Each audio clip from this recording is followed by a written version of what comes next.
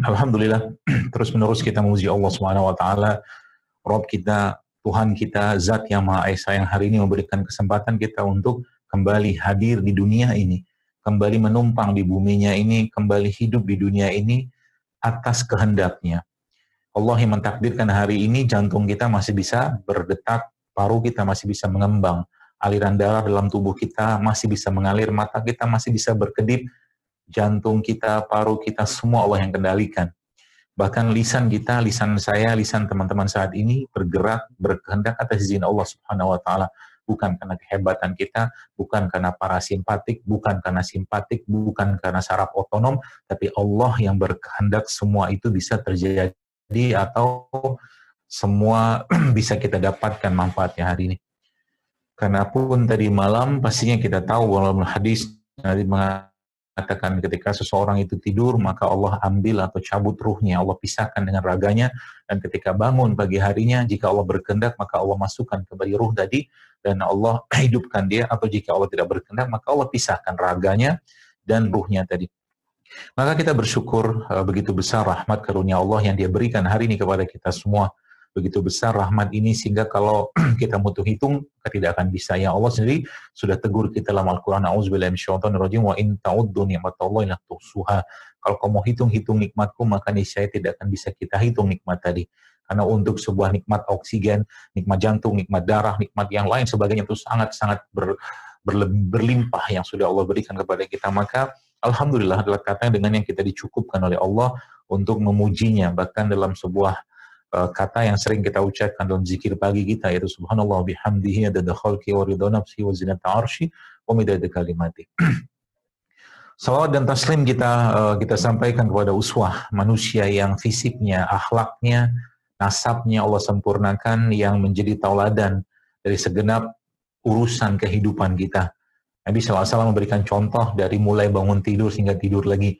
Nabi SAW memberikan contoh kepada kita bagaimana berperilaku sebagai seorang bapak, berperilaku sebagai seorang ayah, berperilaku sebagai seorang suami, berperilaku sebagai seorang anak, dan segala kebutuhan hidup yang bisa kita ambil faedahnya ada semua pada diri tauladan Nabi besar SAW.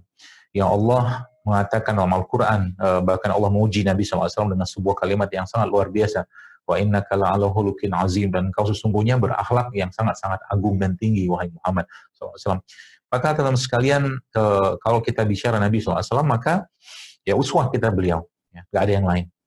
Jadi kalau kita bicara Islam, ya maka kita kembalikan semua kepada apa yang sudah disampaikan oleh baginda Nabi SAW, termasuk mungkin dalam urusan kesehatan. Yang saat ini kita tahu bahwa ada pemisahan menurut saya antara aspek-aspek dalam kesehatan ini yang dipisahkan dengan agama, yang ini sebenarnya tidak boleh. Ulama-ulama zaman dulu, mereka memberikan contoh kepada kita semua. Kalau teman-teman baca, hampir semua atau sebagian besar ulama-ulama besar itu mereka juga lah orang-orang yang juga diberi kemampuan oleh Allah SWT untuk mengobati orang lain. Ya. Jadi agama itu tidak terpisahkan dari kesehatan. Sayangnya, ya kita harus pahami keadaannya sekarang, itu dipisahkan sekali. Ya. Bahkan ya kadang-kadang kita lihat bagaimana kita bisa meyakini bacaan-bacaan Al-Quran sebagai pengobatan atau sebagai syifa dari Allah Subhanahu wa taala. Kenapa tidak bisa seperti itu?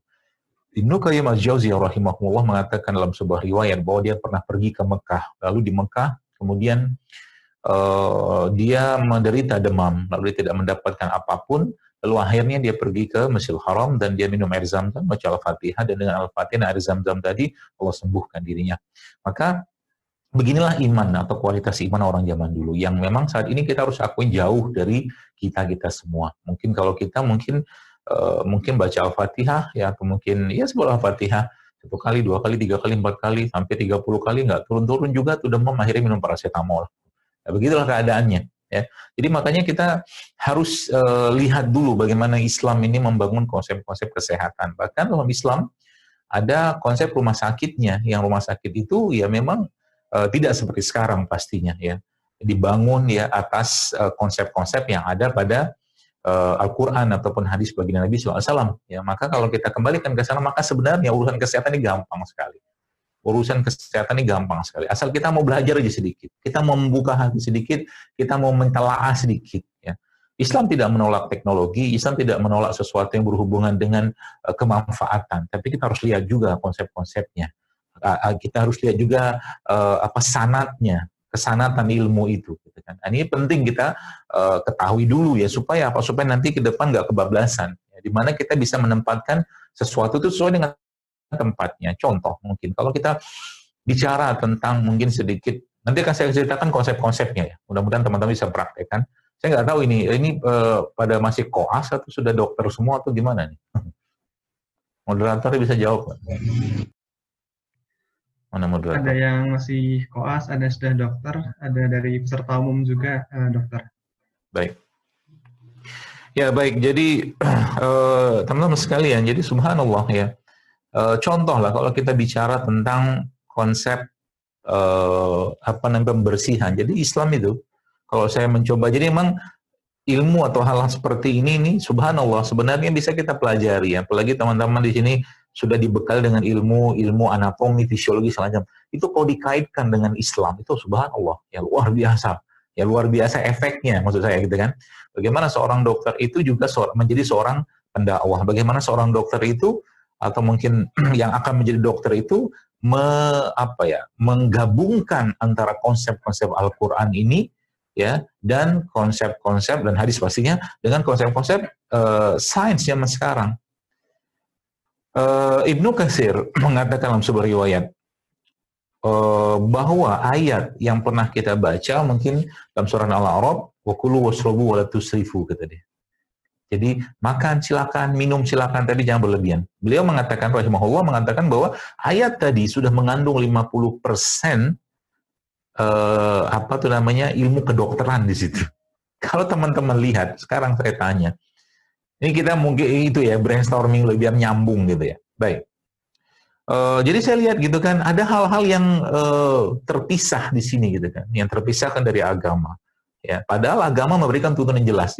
Teman-teman pikirkan baik-baik. Ketika Allah Subhanahu wa taala menurunkan ayat terakhir kepada baginda Nabi SAW, ayat yang berbunyi auzubillahi minasyaitonir rajim, al-yauma akmaltu lakum dinakum wa atmamtu 'alaikum ni'mati wa raditu lakum Islam dinan. Bahwa agama ini sudah dicukupkan oleh Allah. Urusan ekonomi, urusan sosial, urusan politik, urusan militer, urusan apapun sudah diatur oleh Allah. Masa sih urusan kesehatan nggak diatur? Kalau saya boleh tanya sedikit ya, kira-kira adakah tokoh kesehatan di dunia pengobatan yang kita pelajari? Kenapa saya mengatakan kita? Karena kita satu jurusan pelajaran. Tokoh kesehatan di dunia yang kita pelajari saat ini yang betul-betul memberikan contoh sehat yang sebenarnya. Jawabannya pasti nggak ada. Nggak ada contohnya. Kita nggak ada mendengar cerita-cerita atau riwayat-riwayat atau buku-buku ya tentang bagaimana pola-pola kesehatan yang digaung-gaungkan oleh orang-orang katakanlah maaf zaman dulu atau orang barat itu. Nggak ada. Hippocrates atau Hippocrates yang sumpahnya dipakai di kedokteran, pakai Al-Quran lagi. Nah, itu saya kadang-kadang mikir juga tuh. Sumpahnya milik orang kafir ya, tapi kita disumpah pakai Al-Quran. Apakah begitu tantaran dalam Islam? Kita nggak tahu, harus ditanyakan pada ahlinya ya. Bersumpah dengan menggunakan Al-Quran dengan sumpahnya orang kafir. Hippocrates kita tahu orang kafir itu. Baik, kita kembali ke tadi teman sekalian. Jadi banyak kegelisahan lah kalau boleh saya katakan. Jadi nggak ada ceritanya. Jadi bahkan kalau boleh saya tanya sedikit, kita kalau coba saya tanya teman-teman, siapakah orang paling pintar yang teman-teman pernah baca atau pernah kenal? Coba saya pengen tanya dulu nih biar kita diskusinya nyambung-nyambung. Atau moderator juga, siapa nama moderatornya? Huda, Akhi Huda. Ya, saya mau tanya dulu kepada antum. Ya, kira-kira siapa orang pintar yang dicekokin selama ini, paling pintar sedunia yang kita anggap selama ini? Jawabannya saya tahu. Coba antum jawab dulu deh. Siapa? Albert Einstein. Ini aja udah keliru. Coba, saya tanya kepada antum. Kira-kira lebih cerdas mana Albert Einstein ya, yang jelas-jelas sekarang kita tahu dia bukan orang Islam dan pasti sedang disiksa saat ini di alam kuburnya. Harus kita akuin itu. Lebih pintar mana si Einstein ini dengan para nabi dan rasul coba? Kira-kira Kira-kira pintar yang mana? Kalau saya jawab pintar Nabi dan Rasul, karena mereka utusan Allah. Gak mungkin utusan Allah itu orang-orang yang IQ-nya bermasalah. Itu aja. Gitu kan? Gak mungkin. Rasulullah SAW kita lihat pintarnya minta ampun, subhanallah ya. Para nabi itu orang-orang pintar semua. Urutan pertamanya itu. Jadi cekokan kita itu selama ini udah keliru gitu kan. Cekokan di kepala kita. Albert Einstein. Imam Syafi'i itu, teman-teman sekalian, saya pernah diskusi dengan mendengar seorang ustadz bicara, bahkan Imam Syafi'i itu mungkin kalau alat tes IQ ya dipakai ke beliau, alat tesnya itu yang jebol mungkin. Saking pinternya orang. Bayangkan, berapa ribu ayat bisa dihafalkan di usia 8 tahun coba, Masya Allah kan. 15 tahun sudah jadi ulama. Ya, maka hal-hal seperti inilah yang mungkin kita perlu kembalikan pada Islam. Bagaimana Islam? Ya pelan-pelan. Mungkin kita bicara terlalu besar ke depan juga di saat seperti sekarang mungkin agak susah, agak sulit. Tapi kita akan bicara bagaimana teman-teman mengambil peran-peran ini di lingkungan Anda, ya di lingkungan antum semua seperti itu. Jadi ya, para nabi itu paling pintar, Nabi Rasul itu paling pintar. Yang kedua, apa? Sahabat. Itu yang paling pintar. Coba lihat. Mana ada teman-teman, kalau teman-teman lihat, peradaban Islam itu subhanallah, nggak masuk akal. Bayangkan saja, sekarang kita nggak kenal listrik segala macam, zaman dulu orang bisa mengalirkan air dari tempat yang rendah ke tempat yang tinggi. Itu kan peradaban Islam. Setelah itu apa? Tabi'in. Baru terakhir tabi'in. Makanya dikatakan apa? Khairun nasi qalni summal ladzi yalunahu summal ladzi yalunahu. Jadi generasi terbaik itu saatku, sesudahnya kata Nabi. Nah, itulah orang-orang yang IQ-nya paling tinggi. Ya, itu dibuktikan dengan karya mereka. Ratusan buku mereka karang. Dan zaman dulu coba bayangkan teman-teman sekalian. Zaman dulu itu kan nggak ada mesin ketik kayak sekarang, nggak ada laptop, nggak ada komputer, ngetik pakai tangan coba atau nulis pakai tangan. Apa nggak kurang pintar mereka? Kita baca buku Ibnu Qayyim al-Jauziyah rahimahullah saja 300 buku, subhanallah. Dan itu bukan buku-buku tipis kayak begini. Fawaidul Fawaid sangat. Kita baca Zadul Ma'ad, itu 4 jilid, berjilid-jilid bukunya, subhanallah. Kurang pintar apa mereka? Ya, makanya saya katakan tadi, ini kita perlu otaknya didefrag dulu. Otaknya didefrag supaya apa? Supaya kita pahami, teman-teman. Ya, bahwa segala yang dibutuhkan dalam hidup kita ini contohnya ada pada Islam, ada. Motivasi ada dalam Islam. Apalagi pokoknya segala yang dibutuhkan ada dalam Islam. Ya, semua komplit. Bahkan yang dalam tempo era-era sekarang ini, kalau teman-teman sempat lihat, ada seorang dokter namanya Dr. Jamil Al-Qudsi. Ya, dia dokter di Jordan. Awalnya di dokter jantung, kemudian dia mempelajari tentang konsep-konsep keseimbangan nutrisi. Kalau teman-teman lihat di YouTube ada tuh, di Instagram juga ada. Jadi akhirnya dia merawat pasiennya dengan menggunakan konsep nutrisi berbasiskan pada Al-Quran. Coba pikir baik-baik. Sekarang saya tanya, apa hikmah? Ya, di surga itu kan ada banyak makanan. Coba lihat, di surga ada banyak makanan penduduk surga, minuman penduduk surga pasti bagus semua, nggak ada yang nggak bagus. Yang luar biasa, ya di surga itu ada madu, kita tahu kan, ada susu. Ya, yang ketiga apa? Salah satunya ada jahe. Salah keempatnya di surga itu ada khamar. Ya, jadi khamar yang tidak memabukkan. Khamar itu apa? Khamar itu kan produk fermentasi, produk yang difermentasikan. Kok ada di surga? Dijadikan salah satu minuman penghuni surga. Berarti itu bagus, gitu loh. Gitu loh, teman-teman sekalian. Dikira kayak begitu, ada burinya. Di surga ada jahe. Allah bikin prototipenya di dunia ini ada jahe juga. Di surga ada madu, ada sungai ada madu, mata air ada madu, dan di bumi ini Allah ciptakan juga ada madu. Itu mentadaburinya. Berarti konsepnya apa? Konsepnya ya, kalau boleh saya katakan, itu Islam itu sudah memberikan pedoman yang sangat jelas tentang bagaimana cara-cara kesehatan atau menjaga kesehatan atau mengobati juga ada. Baik, kita coba itu dulu ya. Istilah itu kita coba looping dulu, mensinkronkan dulu pemahaman. Tanyalah kepada orang ya yang kena, ya paling gampang kolesterol lah misalkan. Ya, orang yang kena kolesterol atau asam urat, tanyalah sama mereka. Pak, Bu, Ibu rutin puasa nggak? Tanya sama dia. Ibu rutin makan buah dan sayur nggak? Ibu rutin olahraga nggak? Ibu katakanlah rutin berjemur nggak? Atau rutin berbekam nggak? Misalkan gitu. Itu kok ini jawabannya kemungkinan besar tidak. Nggak ada orang yang kena penyakit degeneratif itu orang yang rajin puasa. Nggak ada orang yang kena penyakit degeneratif itu ya sebagian besar ya. Itu orang yang menjaga pola makannya. Meskipun kita tahu yang namanya penyakit itu takdir, tahu. Kita tahu. Tapi kata Umar bin Khattab radhiyallahu, takdir itu ya, atau kehidupan kita itu pindah dari satu takdir ke takdir yang lain. Apakah orang yang menjaga hidup sehatnya tidak terkena penyakit? Kalau Allah berkehendak, kena.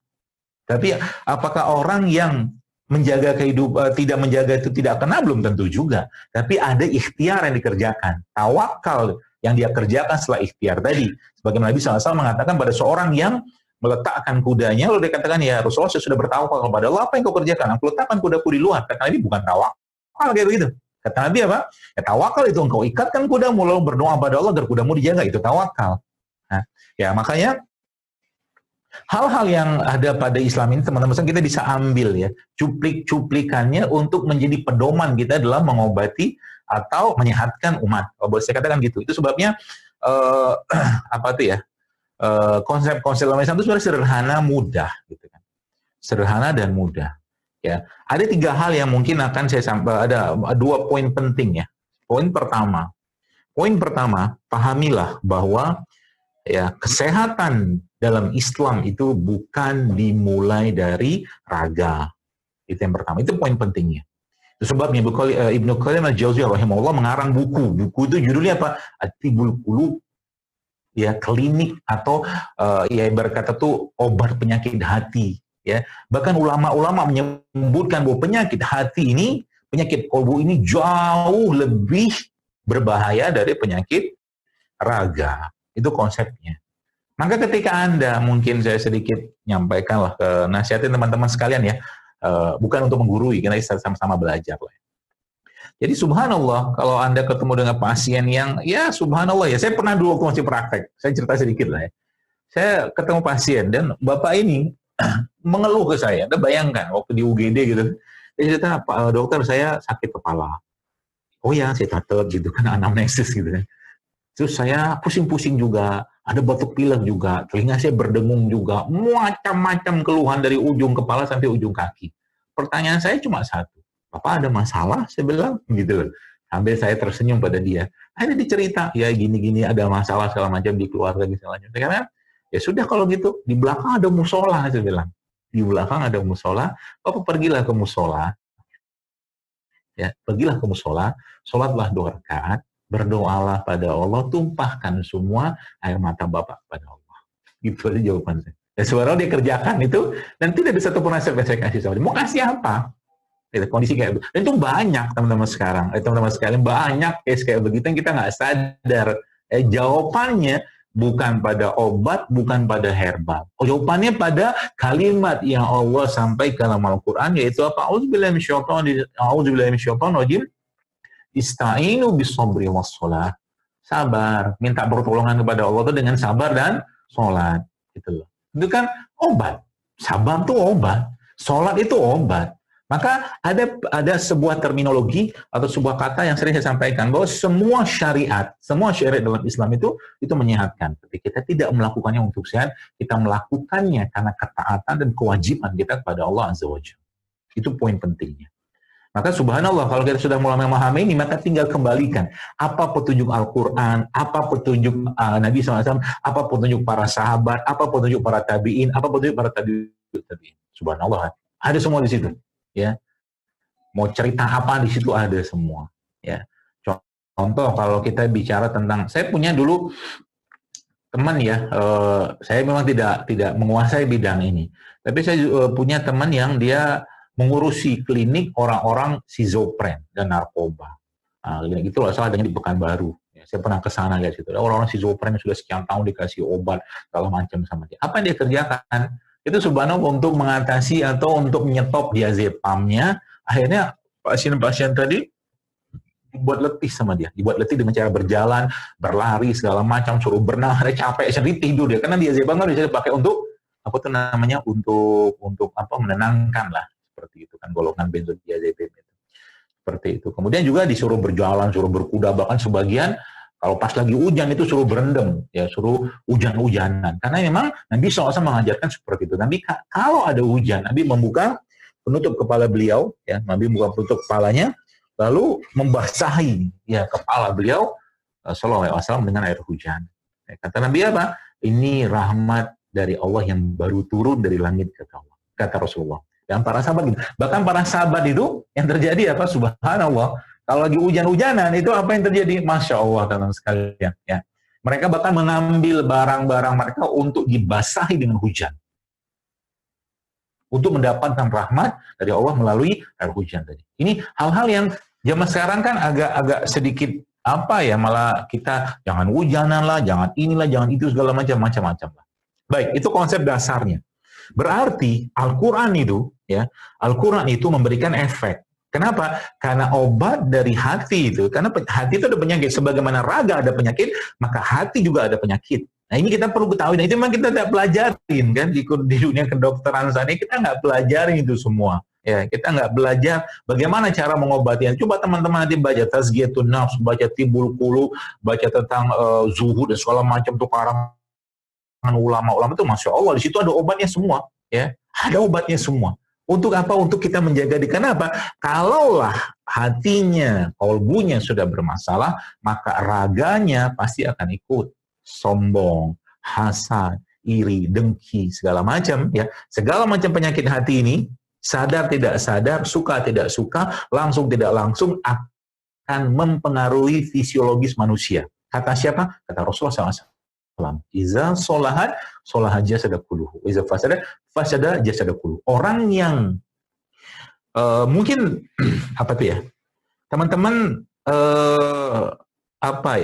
pernah baca kisahnya Nabi Yakub. Nabi Yakub itu kan buta. Nabi Yakub itu buta. Ya. Kalau kita baca dalam tafsir dan penjelasan para ulama, kenapa Nabi Yakub itu bisa sampai buta seperti itu? Karena beliau memendam perasaan yang luar biasa besar. Perasaan yang pertama, sedih. Ya. Perasaan yang kedua, marah. Tapi dipendam kan, tapi kan marah itu kan tidak mesti diekspresikan. Dua hal tadi saja, akhirnya diobati oleh Nabi Yusuf alaihissalam. Ya, dengan apa? Dengan Nabi Yusuf mengatakan pada saudaranya saat itu, bawalah jubahku ini dan usapkanlah ke muka ayahku Yakub alaihissalam, dan subhanallah dengan izin Allah ternyata Nabi Yakub bisa melihat kembali. Beberapa ilmuwan melihat bahwa ternyata salah satu rahasianya adalah keringat. Saya ada, kalau teman-teman baca buku tentang keajaiban apa tuh ya, tinjauan ilmiah dalam pengobatan Islam itu tuh situ sebutkan tuh seorang dokter, saya ada bukunya tuh tebal. Itu dia menceritakan di situ tentang ternyata tuh air keringatnya Yusuf, ya, itu ternyata bisa mengobati mungkin katarak atau apapun itu yang terjadi pada Nabi Yakub alaihissalam. Itu salah satu contohnya. Itu salah satu contohnya. Kemudian apa lagi? Banyak ya, banyak sebenarnya kalau kita lihat ya. Ada satu kisah juga. Jadi kalau kita bicara tentang ini semua, maka gunakan ikhtiar-ikhtiar langit. Ada tadi saya katakan, jadi sebagaimana saya katakan kolbu itu atau raga itu ada penyakit, maka kolbu itu juga ada penyakitnya. Penyakit kolbu itu dua. Ya. Para ulama mengatakan dua utama penyakit kolbu itu syubhat dan syahwat. Syubhat, syahwat. Oke, kalau kita terjemahkan begini. Berarti orang yang kena misalkan penyakit jantung, ya misalkan gitu kan, ada hubungan dengan penyakit kolbunya? Oh jelas ada. Kalau berdasarkan hadis ini ya apa dia? Ya tadi salah satunya. Tanyalah pada orang yang kena penyakit jantung tadi. Dia banyak makan yang tidak sehat nggak gitu kan? Dia banyak puasa nggak? Banyak makan tidak sehat, jarang puasa, jarang minum air, jarang olahraga, jarang sayur buah, segala macam gitu-gitu. Jadi dia makan hanya untuk memenuhi selera hawa nafsunya yang masuk ke penyakit syahwat. Kan gitu. Jadi menerjemahkan begitu teman-teman. Kemudian termasuk juga penyakit-penyakit berhubungan dengan syubhat, was-was, cemas, khawatir segala macam. Maka obatnya apa? Kalau bisa katakan itu ya mintalah ya ista'ini bisobri, itu salah satunya. Yang selanjutnya apa? Pakai ikhtiar-ikhtiar langit dulu. Contoh, ada satu kisah di Saudi ya. Subhanallah, kisah ini cukup populer. Dikisahkan di situ ada seorang wanita Saudi itu terkena kanker, dan saat itu dia memiliki seorang khadimat, seorang pembantu lah di rumahnya itu, yang dia lihat pembantu ini setiap 2 jam dia bolak-balik masuk kamar mandi. Lalu sama ibu ini, teman-teman sekalian, sama ibu atau wanita Saudi ini ditanyain, ini apa yang ente kerjakan? Ya, sampai akhirnya bolak-balik kamar mandi. Akhirnya baru ketahuan bahwa ternyata si wanita tadi, TKI tadi, itu ternyata lagi menyusui, dan dia terpaksa tinggalkan anaknya di Indonesia, ya. Setiap 2 jam sekali itu dia membuang air susunya. Dan apa dikerjakan oleh si wanita Saudi ini, teman-teman sekalian, subhanallah ya. Beliau akhirnya mengatakan pada wanita tadi, kepada orang Indonesia tadi, kan pulanglah ke Indonesia. Ya, 6 bulan, 1 tahun itu pulanglah. Susu ya anakmu, aku kasih tetap gaji uang untuk balik ke sini, kata wanita Saudi tadi. Dan kankernya si wanita tadi, itu ternyata beberapa bulan kemudian ketika saatnya dioperasi, atau saya lupa tuh cukup parah penyakitnya tadi, saya lupa ya detailnya tuh, tapi ternyata waktu dicek lagi sudah tidak ada lagi. Nah, begitulah ikhtiar langit. Ikhtiar langit bahasa saya gitu kan.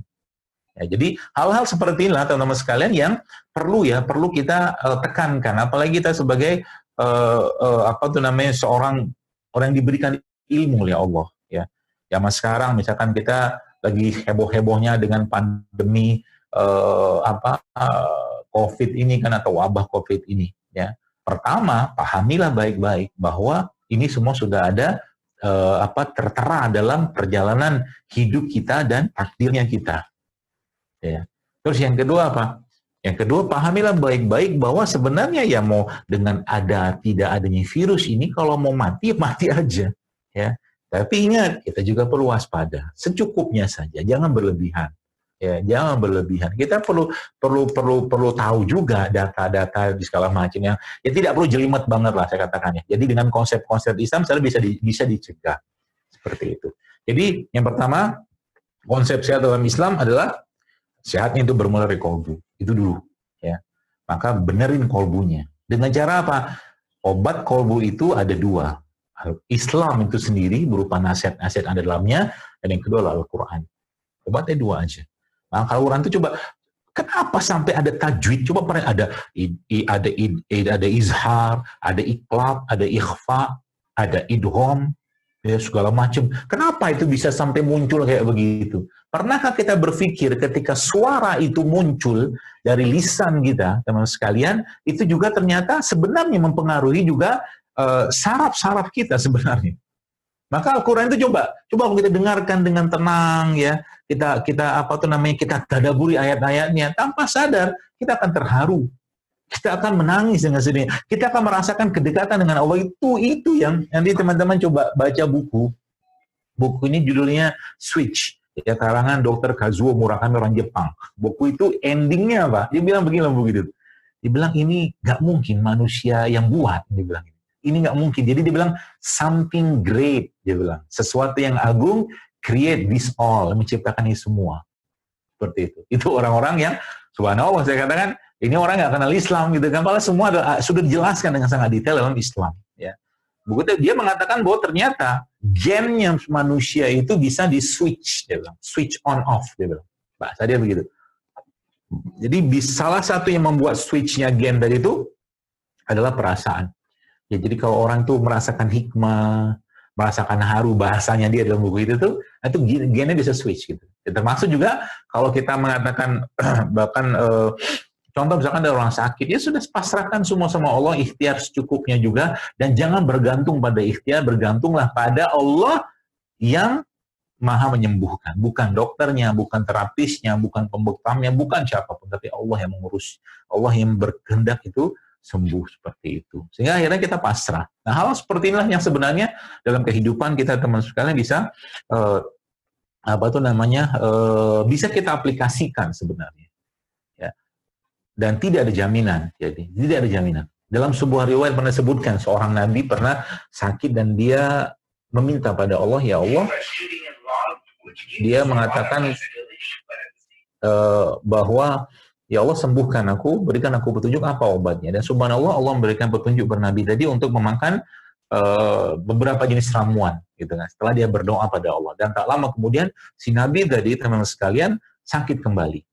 Sakit kembali dengan sakit yang sama dan dia minum obat yang sama. Tapi ternyata Allah tidak sembuhkan dia, dan Allah sampaikan pada nabi tadi, bukan obat itu yang menyembuhkan kata Allah, tapi aku yang menyembuhkan kata Allah. Begitulah.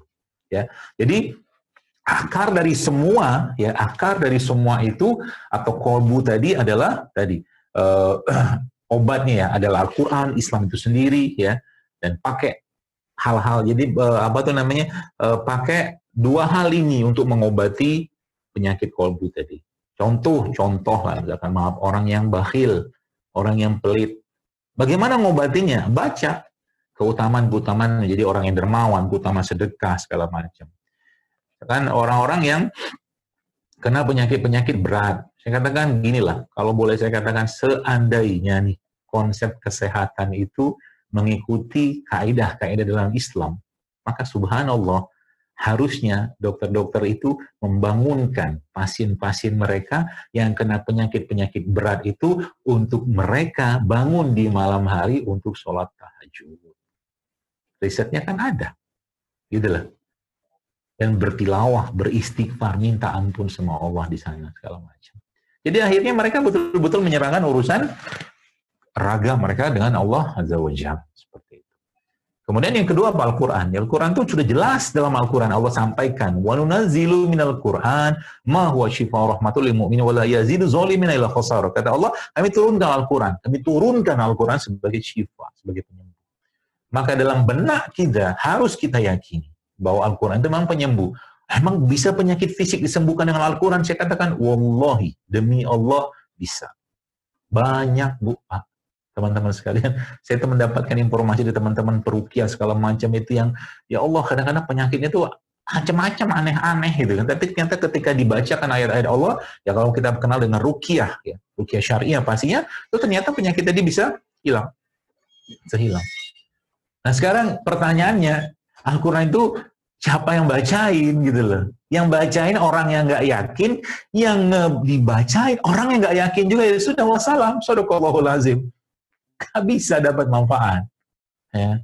Maka dekatlah dengan, dan generasi zaman dulu, generasi yang dekat sama Al-Quran. Mereka generasi yang dekat dengan bahasa Arab. Dan itu diteliti oleh musuh-musuh Islam, Perancis, Inggris itu meliti, kenapa orang Islam yang itu kok hebat-hebat, tangguh-tangguh? Karena mereka dekat dengan Al-Quran, mereka dekat dengan bahasa Arab, dan itulah kuncinya, sehingga dijauhkanlah umat Islam dari dua hal tadi, ya seperti itu.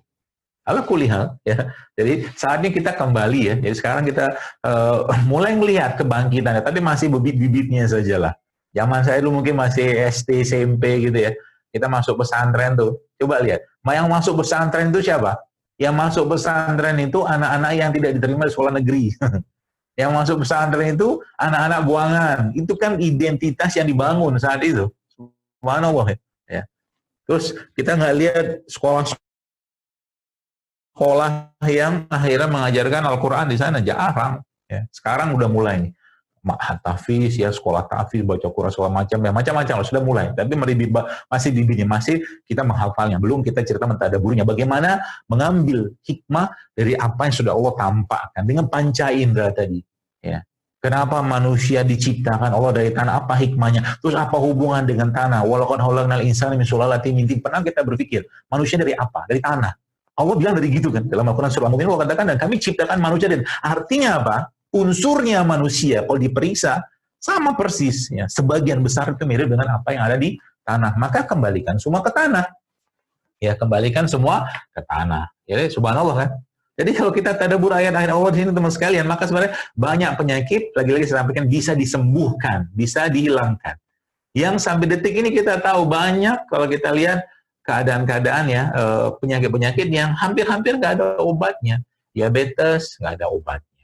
Dikontrol. Coba pikir, sekian tahun gitu kan, kita mempelajari, nggak ada obat diabetes. Segini luas bumi Allah, masa nggak ada obat diabetes? Segini luas bumi Allah, masa nggak ada obat darah tinggi? Masa terkontrol terus? Jangan-jangan bukan, jadi kalau kata Nabi SAW, likuli da'in dawa'un, setiap penyakit pasti ada obatnya. Cuman ada yang Allah kasih tahu, dan ada orang yang tidak Allah kasih tahu. Ya, diabetes nggak ada obatnya. Apa hipertensi nggak ada obatnya, autoimun nggak ada obatnya, segitunya kah? Nggak adil Allah gitu kan? Coba pikir baik-baik. Maka kalau kita kembalikan semua kepada Islam, ada jawabannya semua. Itu sebabnya saya pribadi coba ya sebuah mungkin melakukan survei pas lagi kajian-kajian itu, saya mencoba mengembalikan konsep-konsepnya kepada Islam, dan ternyata hasilnya masya Allah tabarakallah luar biasa ya. Ya terserahlah, katakanlah ini kalau orang bilang kan nggak ilmiah segala macam, tapi buktinya secara lapangan orang banyak sehat. Orang banyak mendapatkan manfaat, bukan dari sayanya, tapi dari dikembalikan ini kepada Al-Quran dan Sunnah baginda Nabi Sallallahu Alaihi Wasallam. Itu yang poin penting pertamanya. Terus konsepnya seperti apa sih gitu dalam Islam? Saya mencoba merangkum saja teman sekalian ya. Mencoba merangkum. Yang pertama, konsep pertama ya, kesehatan lebih satu di luar kolbu tadi. Maka konsep yang selanjutnya, konsep yang tidak kalah penting adalah konsep di mana kita konsep pembersihan, bersih ya, pembersihan atau detoksifikasi. Yang kedua, konsepnya itu adalah jadi setelah dibersihkan kemudian dikeluarkan atau dibuang ya. Yang ketiga dimasukkan ya, dibersihkan ya, dikeluarkan atau dibuang yang tidak baik tadi, dan yang ketiga yang terakhirnya dimasukkan barang-barang yang atau produk-produk yang bagus. Ini sebenarnya. Dan konsep pertama saya akan jelaskan saja poin-poin pentingnya supaya nanti bisa Anda praktekkan. Gini. Saat ini ada mungkin jadi kalau mungkin dari seluruh agama-agama yang ada, dari seluruh agama-agama yang ada, mungkin agama Islamnya agama yang paling komplit konsep detoksnya atau konsep pembersihannya. Oh nggak percaya? Mari kita lihat. Ada 30 hari Ramadan. Ya. Kalau teman-teman baca tentang otofagi, otolisis, maka akan ketemu kenapa ada 30 hari dalam setahun kita wajib puasa. Nanti ketemu tuh.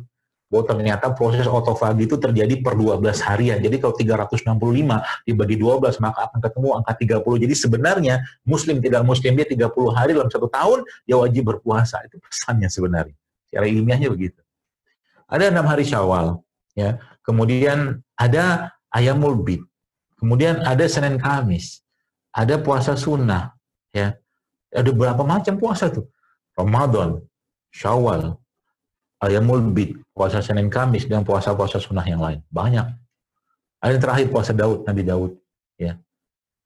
Puasa berselang-seling. Jadi ya mas sekarang lagi heboh-hebohnya intermittent fasting, canggihan Islam, ya, canggihan Islam. Intermittent fasting kan kayak orang berjeda, ya. Jadi dia makan sekian waktu tertentu, nanti dia makan pada waktu, contoh misalkan 16 jam dia nggak makan, nanti 8 jam dia baru makan. Ini kan namanya intermittent fasting. Nanti silakan browsing aja. Konsep Islam udah jauh lebih canggih dari itu, apalagi Ramadan. Ramadan itu bukan lagi intermittent fasting, tapi bisa sempitkan fat state atau waktu masa kita makan itu kan disempitkan banget sama. Kita berbuka jam sahur jam 4 subuh lah katakanlah. Kemudian berbuka let's say mungkin rata-rata jam 6 lah. Berarti sudah 14 jam kita berpuasa. Dikasih kesempatan sholat maghrib, makanlah setengah jam.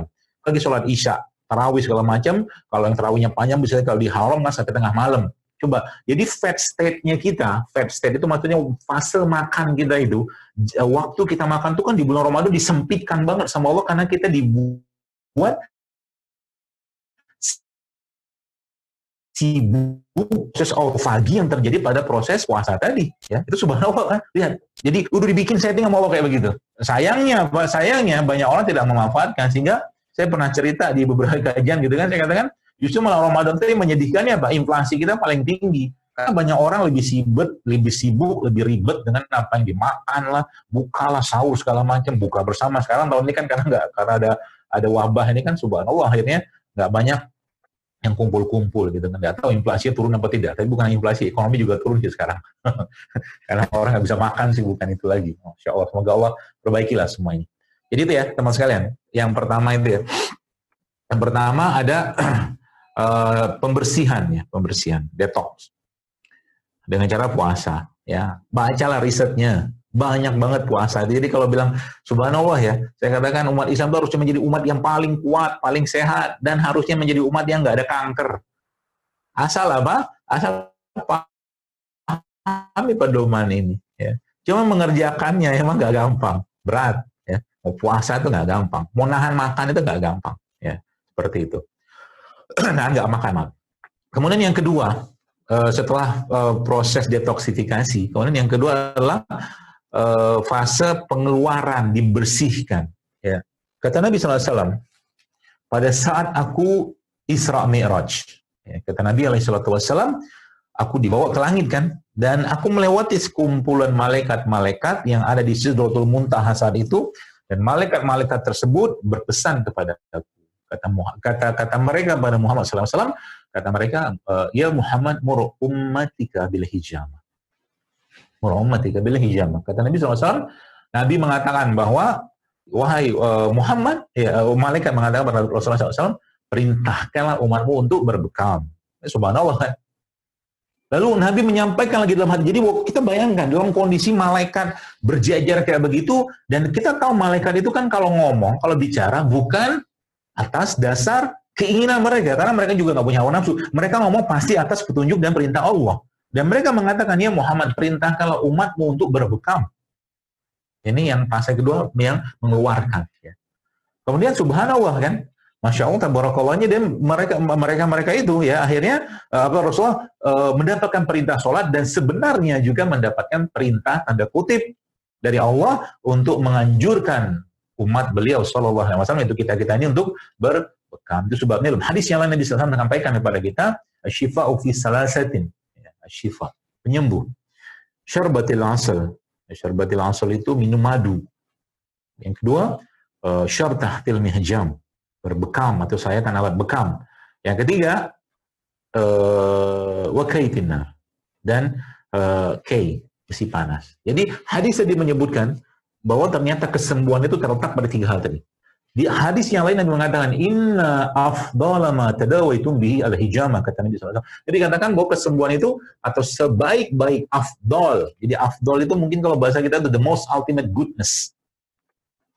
Inna afdala ma tadawaitum bihi al-hijama. Kata Nabi, seutama-utama pengobatan adalah hijama. Sayangnya, kalau kita bicara hijama, itu pengobatan yang alternatif. Orang bilang gitu kan. Saya pun dulu juga menyangka begitu. Ya. Dan qadarullah akhirnya, mungkin itu sebabnya dulu saya melihat, ya apa ini bekam, Aisyah, segala macam gitu kan. Yang malah ditakdirkan jadi ketua umumnya sekarang. Gitu deh. Jadi boleh jadi engkau membenci sesuatu, tapi Allah menyukainya, gitu lah. Ya subhanallah kan. Jadi itu pembersihannya. Jadi teman-teman dan Indonesia, subhanallah, saya kemarin kita di organisasi kita namanya PB itu, subhanallah, kita salah satu dewan syuro kita itu baru saja menyelesaikan tesis doktoralnya dan sudah mendapatkan gelar doktornya dalam tesis tentang bekam. Jadi beliau adalah doktor bekam pertama di Indonesia, doktor ya. Tapi dia bukan dokter, beliau sarjana kedokteran dulunya, nggak selesai dokternya. Ya. Jadi subhanallah, sudah dokter, jadi tesis beliau tentang bekam. Jadi dokter pertama bekam. Nah, kita lagi rembuk-rembuk nih. Kedepannya kita pengen bikin akademi atau sekolah tinggi pengobatan Islam. Wah, keren kan? Ini teman-teman yang sudah sekolah dokter nanti bisa sekolah lagi di situ, insya Allah. Doain aja lah. Wah, gitu ya, mudah-mudahan. Jadi ya, itu ya teman sekalian. Nah, sayang tadi saya katakan, kita kalau sudah, jadi gini, apa yang ada dalam Al-Quran, apa yang ada pada hadis itu tidak ada yang ibarat kata out of date, tidak ada yang kadaluarsa, semua pasti bisa dipakai sampai kapanpun, sampai kiamat, ya, karena Al-Quran itu kan long lasting, gitu kan, apalagi sunnah-sunnah Nabi SAW seperti itu. Nah, itu yang pertama tadi ya, tentang detoxnya, ya. Yang kedua, makanya kalau teman-teman lihat itu saya baca ada satu, mungkin kalau mau baca ya, ada satu buku judulnya Longevity Solution. Longevity Solution ini dikarang oleh 2 dokter di Amerika, judulnya James Dinnick sama Jason Fung. Buku ini isinya apa? Puasa. Jadi dia ngobatin orang-orang diabetes dengan konsep puasa, dan banyak konsep-konsep itu yang saya lihat itu ada pada Islam semua. Subhanallah. Ada yang katakan puasa 3 kali sebulan, puasa.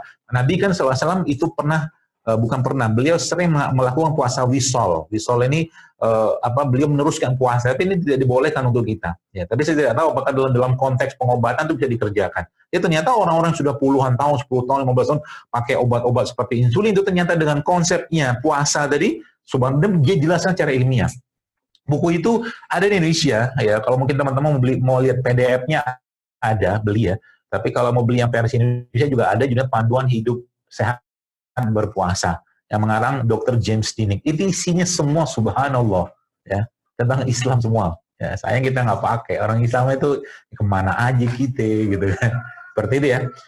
Itu. Bahkan ada satu lagi dokter di mana tuh saya baca tuh di Amerika juga sama. Dia bahkan bikin klinik fasting klinik, klinik berpuasa. Tapi dikasih panduannya, panduan tentang pola-pola puasanya. Dan subhanallah, kita tahu puasa lah obat, ya salah satu remedi atau obat yang paling baik untuk banyak penyakit-penyakit, baik itu kronik, degeneratif, atau penyakit-penyakit tertentu lah. Subhanallah. Ya. Nah, yang pertama itu tadi, yang kedua, apa tuh namanya, tadi apa tadi? Mengeluarkan ya, dengan bekam. Ya. Karena memang kalau nanti teman-teman dan sebenarnya ada satu lagi ya, salah satu peneliti bekam ya, yang juga lulusan Undip, namanya Dr. Agus Rahmadi. Mungkin teman-teman bisa juga undang beliau nanti, karena beliau juga termasuk yang meneliti tentang bekam. Ya, kalau saya bagian tukang kompornya, ya, seperti itu ya. Jadi cerita tentang ternyata dari semua bagian tubuh kita ini yang paling luas permukaannya itu bukan arteri, bukan vena, bukan aorta, bukan apapun, tapi ternyata adalah kapiler. Kapiler di tubuh kita yang paling luas bidang permukaannya. Dan kapiler-kapiler inilah yang sebenarnya subhanallah, ya masya Allah tabarakallahnya itu ya dikeluarkan, ya dibersihkan dengan bekam. Tapi bekam itu bukan mengeluarkan darah kotor, bukan, konsepnya itu bukan itu. Ya lebih detail dari itu ada. Nanti bisa di browsing lah, teman-teman bisa baca kok banyak penelitiannya. Ya, dan siapa tahu juga nanti mau riset ya, atau mungkin karya ilmiah yang masih koas gitu kan tentang bekam. Saya kira mungkin peluangnya sangat besar sekarang, insya Allah ya. Mari kita angkat agama ini, jangan lagi diremeh-temehkan lah ya.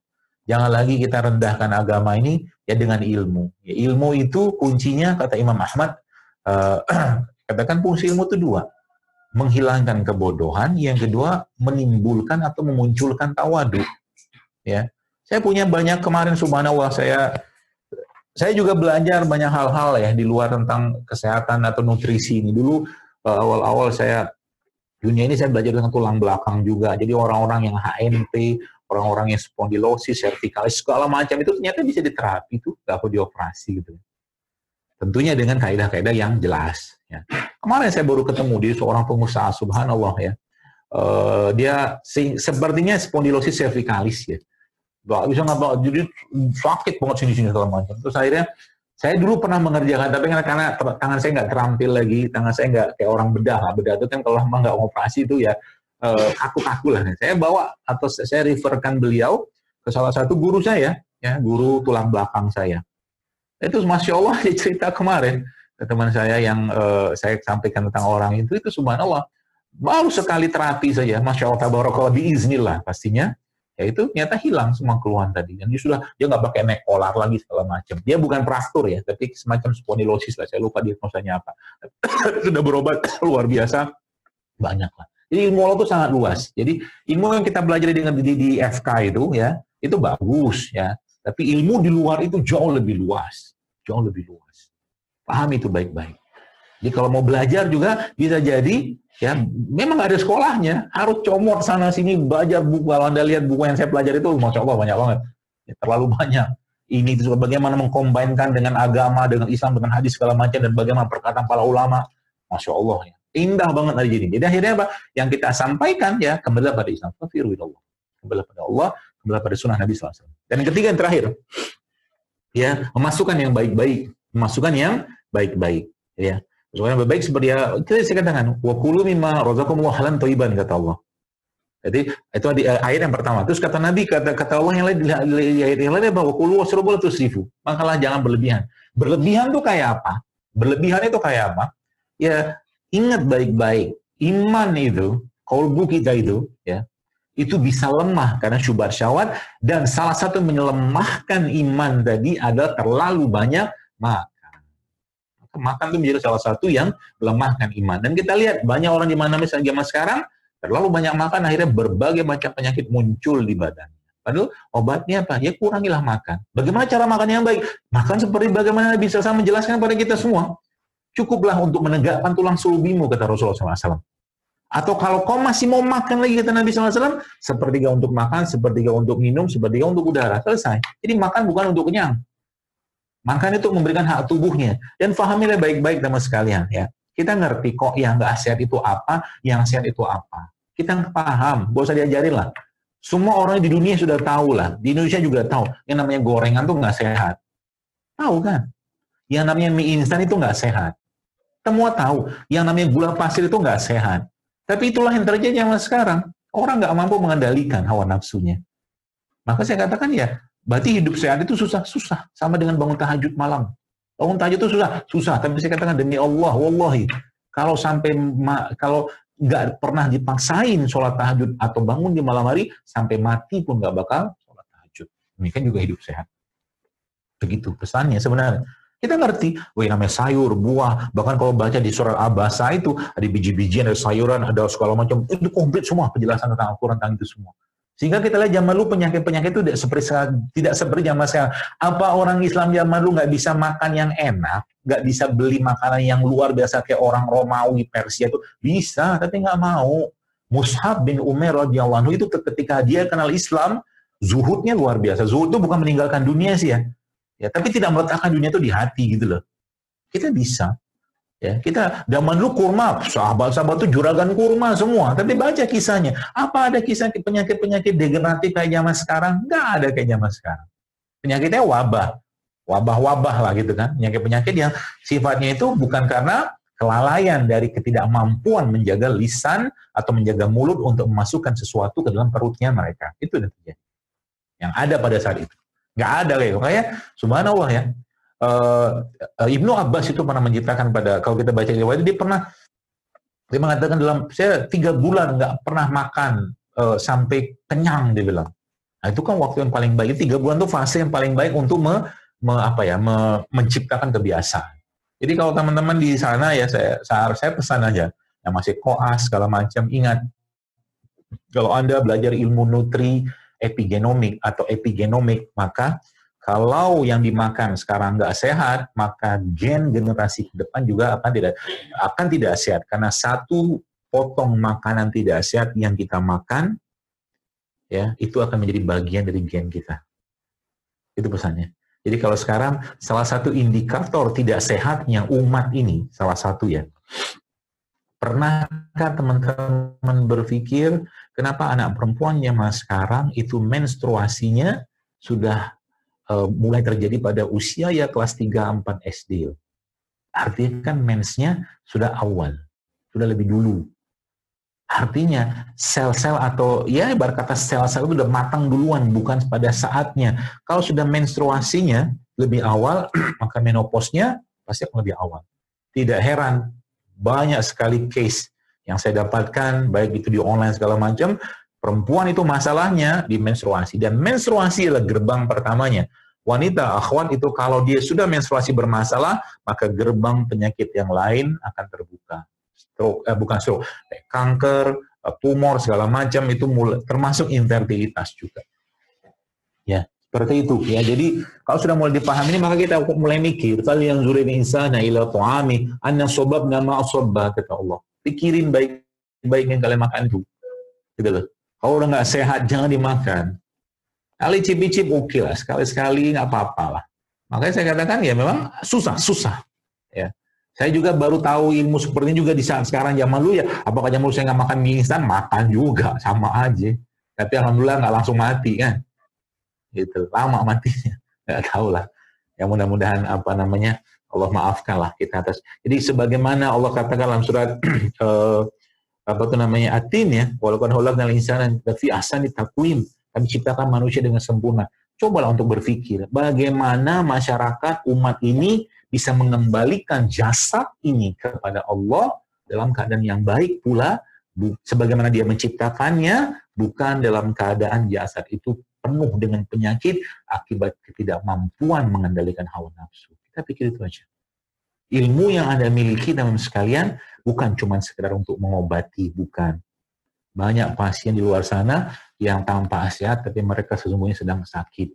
Maka jadilah orang-orang yang bisa mengembalikan mereka kepada Al-Quran dan Sunnah Nabi SAW untuk menjaga kesehatan dan untuk mengobati. Dan penjelasannya semua adalah pada Al-Quran. Tinggal kita gali saja. Banyak kitab-kitabnya. Ya. Mungkin demikian short briefnya ya. Mudah-mudahan bermanfaat dan menjadi insight baru buat teman-teman semua. Lagi-lagi Islam tidak menolak teknologi ya. Kita tetap perlu hal-hal yang mungkin kita perlukan, ya mungkin orang-orang yang lagi kejang-kejang, kita perlu suntik diazepam, ya mungkin perlu-perlu saja. Tapi ada banyak hal yang sebenarnya kita bisa kembalikan kepada konsep-konsep Islam dan tuntunan baginda Nabi alaihi salatu wassalam. Wallahu a'lam bishawab. Assalamualaikum warahmatullahi wabarakatuh. Saya kembalikan lagi pada moderator. Waalaikumsalam warahmatullahi wabarakatuh. Masya Allah, sangat eh, lengkap sekali yang disampaikan oleh Dr. Zaidul mengenai integrasi dari Islam dan juga kedokteran modern begitu ya. Untuk selanjutnya kita akan lanjutkan dengan sesi tanya jawab. Dan Masya Allah ini ada banyak sekali pertanyaan yang masuk, hingga 40 pertanyaan, karena kita juga merekap dari pertanyaan saat pendaftaran seperti itu. Nanti mohon maaf sebelumnya kalau mungkin belum bisa terjawab semuanya. Akan kita pilihkan beberapa pertanyaan yang mungkin belum dibahas di kajian ini, dan juga akan memberikan ataupun mencakup beberapa pertanyaan lainnya seperti itu. Untuk pertanyaan yang pertama, dokter, bagaimana pandangan dokter juga mengenai konsep bimaristan atau rumah sakit dalam Islam seperti itu, dokter? Sangat setuju. Sangat setuju. Jadi zaman dulu di konsep dari barisan itu teman sekalian, jadi perlu teman-teman pahami. Dulu ya, di zaman dulu, yang paling tinggi gajinya itu adalah ulama sama dokter. Dulu ya. Dan pendidikan serta pengobatan zaman dulu gratis. Jadi orang-orang yang masuk, saya punya buku itu ya. Jadi saya punya buku bahasa Arab gitu kan, yang menjelaskan tentang konsep bimarisan itu. Ya secara garis besar kayak apa. Yang jelas beberapa konsep itu dipakai zaman sekarang seperti pendapatan. Tapi konsep rumah sakit zaman bimarisan itu tidak seperti sekarang. Ya ada kebunnya, ada tamannya, seperti jannatun tajri min tahtihal anhar seperti. Dan pasien yang masuk ke situ pulang dari atau mungkin selesai mereka diobatin itu mereka dapat duit, dapat kepingan emas. Karena mereka nggak kerja kan, zaman dulu begitu. Nah, ya itu masih long time ago, tapi kita sekarang dengan saya mencoba merangkai-rangkai lagi ini semua, supaya konsep bimarisan ini kita bisa bangkitkan kembali ya, karena pendidikan dan pengobatan itu adalah pengabdian. Ya, pendidikan dan pengobatan itu pengabdian. Maka niatkan karena Allah, ya bukan untuk mencari keuntungan di sana. Kalau saya sih begitu. Makanya ya, alhamdulillah, saya memang meminta pada Allah, ya Allah jadikan ilmu yang kudapatkan ini bermanfaat sehingga orang bisa sehat dengan gratis, dengan bahkan dengan murah tanpa keluar biaya. Itu yang kita pahami. Dan insya Allah tidak akan tertukar rezekinya. Semakin banyak orang yang sehat, tenang aja. Dokter pasti tetap akan ada kerjaan, tenang aja. Mungkin bisa jadi ke depannya dokter-dokter itu bukan lagi ditanya apa obat sakit jantung, obat sembuhkan, tapi dok bagaimana cara menjaga jantung saya tetap sehat. Seperti itu. Wallahualam. Setuju banget di Marista. Ya, baik, kita lanjut ke pertanyaan selanjutnya ya dokter. Tadi disampaikan mengenai bekam gitu sebagai konsep untuk mengeluarkan dari racun-racun di tubuh kita. Sebenarnya kalau di medis atau di kedokteran sendiri, apakah sudah ada bukti klinisnya dokter mengenai bekam ini begitu? Monggo dokter. Baik. Saya akan jawab dengan bahasa iman dulu ya, supaya kita sama bahasanya. Karena kalau nggak dijawab dengan bahasa iman, nanti akan banyak kerancuan atau ketidaksinergian. Pertama begini, semua yang Allah jelaskan dalam Al-Quran dan hadis risohnya pastinya, pasti benar. Pasti benar. Dengan atau tanpa atau dengan atau tidak tanpa atau dengan penelitian gitu loh. Kita nggak pernah lihat surga, kita nggak pernah lihat neraka, nauzubillah, kita nggak melihat siksa kubur, kita nggak pernah lihat Allah, kita nggak pernah lihat Rasulullah sekarang ya. Kita percaya aja, iman itu begitu. Pertama itu. Lalu yang kedua, kata Ali bin Abi Thalib radhiyallahu anhu, kalaulah iman itu mengikuti logikanya manusia, kata Ali bin Abi Thalib radhiyallahu anhu, maka niscaya harusnya bagian bawah sepatu yang diusap, karena bagian itu yang kotor. Tadi bagian Nabi alaihi salatu wasallam mengajarkan apa? Usaplah bagian atas sepatumu. Kata perintahnya begitu. Ya, maka masya Allah ya. Jadi ini konsep iman lo kayak begitu. Ucapkan dengan lisan, yakini dengan hati, dengan amalkan dengan perbuatan. Ya, itu konsep utamanya dulu, ya, supaya teman-teman paham. Jadi dengan atau tanpa penelitian, kita kalau beriman ya beriman aja, gitu kan. Allah mengatakan madu itu penyembuh. Allah mengatakan, Rasul mengatakan batu sodo itu penyembuh. Ya sudah, yakini saja. Ada keberkahan di situ. Bahkan Allah Nabi mengatakan kurma itu subhanallah berkahnya luar biasa. Rumah di dalamnya ada kurma, maka rumah tadi tidak akan kelaparan. Itu konsepnya. Maka kalau itu sudah kita pahami dulu baik-baik, maka hati kita lega. Ya, supaya apa? Gak dengan ilmu pengetahuan kita yang cetek ini tuh, kita mencoba mencari pembenaran atas nama keilmiahan. Gitu.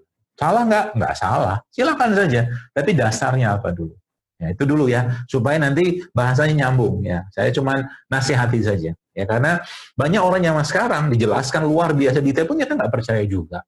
Nah, kalau dijelaskan juga itu akhirnya juga minta naikin standar level penjelasan kalau macam dia sudahlah, ngapain juga ya. Dan kita kebetulan banyak sekali case-case yang kalau nanti teman-teman belajar tentang bekam itu Masya Allah ya, dahsyatnya luar biasa kerjanya. Nah, itu Dr. Agus Rahmadi itu yang beliau sangat concern dengan sangat lengkap bisa menjelaskan. Nah itu, jadi kalau ditanya apakah bekam itu ada risetnya, ada banyak, udah terlalu banyak.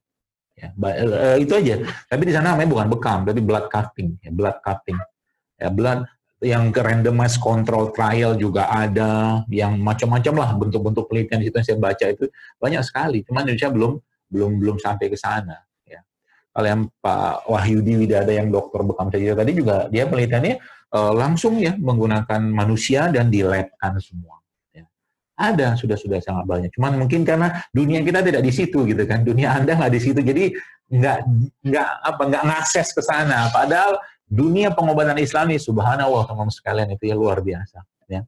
Kalau seandainya para peruqyah syariah itu diberikan kesempatan untuk meruqyah orang, mungkin ya, ada seorang ustaz mengatakan dokter itu nggak ada kerjaan lagi nanti. Karena banyak penyakit-penyakit fisik itu ternyata biiznillah, dengan izin Allah, itu disembuhkan dengan ayat-ayat Al-Quran. Bisa. Dan itu terbukti. Ya.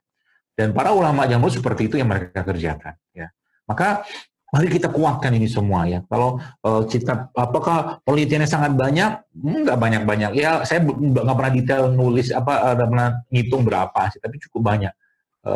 Ada beberapa buku tentang bekam pun juga cukup banyak menjelaskan tentang itu. Tinggal ada browsing aja. Kalau data ilmiahnya ada.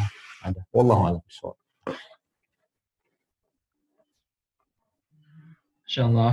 Alhamdulillah. Nah, ini ada pertanyaan lagi dokter untuk selanjutnya. Dokter mohon saran kepada dokter muda yang lulus di era penuh tantangan seperti BPJS, revolusi industri 4.0, wabah COVID sekarang ini, bagaimana kemungkinan jalan karir yang bisa dipilih begitu, utamanya dalam rangka menerapkan kedokteran Islam. Dan mohon sarannya untuk dokter-dokter yang sebentar lagi akan lulus ini atau dokter muda yang akan lulus ini, bagaimana jika ingin belajar mengenai Tibun Nabawi atau JSR seperti Ustadz? Begitu. Jadi mungkin seperti halnya waktu saya dulu lulus koas gitu. Kerja di klinik mana gitu kan, dapat penghasilan berapa, sebulan dapat berapa, dari pasien berapa, mungkin mirip-mirip gitulah sih. Baik, saya akan jelaskan dengan bahasa keimanan saja. Teman-teman sekalian, ketika anak Adam itu dilahirkan ya oleh ibunya, maka sudah jelas rizkinya, ya, ibadahnya, jodohnya, mautnya udah jelas semua, sudah ditetapkan oleh Allah. Maka jangan pernah khawatir, ya, jangan pernah khawatir dengan dunia. Itu pesan saya. Allah Subhanahu wa taala sudah mentakdirkan sebagaimana, kalau kita mungkin saya coba kerucutkan kalau bicara rezeki lah ya. Kan bahasa-bahasa tadi itu karis, kan itu kan rezeki aja. Kita mungkin mengarah ke bagaimana konsep bagaimana di peluang kerja segala macam, dapat gaji berapa, nggak usah pikirin itu. Pahamilah baik-baik, sebagaimana maut mengejar seseorang, kata Nabi SAW, rezeki itu juga akan mengejarnya, atau mengejar dia seperti halnya maut mengejar seseorang. Jangan khawatir. Dan orang beriman, orang bertakwa itu, "May yattaqillah yaj'al lahu makhraja," kata Allah. "Wa yarzuqhu min haitsu la yahtasib. Jadi apa tuh namanya, orang-orang yang bertakwa itu rezekinya nggak terduga-duga, tenang aja, ya. Santai, boleh saja bro. Kalau kata aku tidak pernah gusar dan tidak punya gelisah karena rezekiku dijamin Allah. Itu pahami baik-baik. Tapi harus ada ikhtiar pastinya. Rezeki itu seperti pohon mangga. Ada pohon atau buah mangga yang buah mangga itu apa ya? Kita bisa tunggu jatuh buah itu, jatuh. Atau ada juga buah mangga yang kita ambil galah ya, atau bahasa kampung saya sapang gitu kan. Galah itu untuk mengambil mangga. Dan itu kan butuh galahnya, butuh skill mengambilnya gitu. Rezeki itu begitu. Ya. Ada rezeki-rezeki yang memang kita butuhkan kayak ikan di laut. Kalau kamu nunggu ikan di pantai, ikan itu terdampar silakan. Tapi kalau mau ya berlayarlah ke laut sana, ya. Atau ambillah perahu, ambillah kapal untuk ngambil ikan tadi. Itu rezeki itu seperti, jangan khawatir. Nah, Allah sudah siapkan semua untuk kita. Nah, berkaitan dengan itu konsep dasar keimanan, jangan khawatir. Jadi nanti saya jujur aja sih, kadang-kadang saya mendapatkan banyak kabar-kabar nanti kalau semua orang sehat gitu kan. Nanti dokter nggak ada kerjaan, tenang aja. Lebih banyak kerjaan kita nanti. Kalau sudah orang sehat semua. Bagaimana memaintain mereka sehat.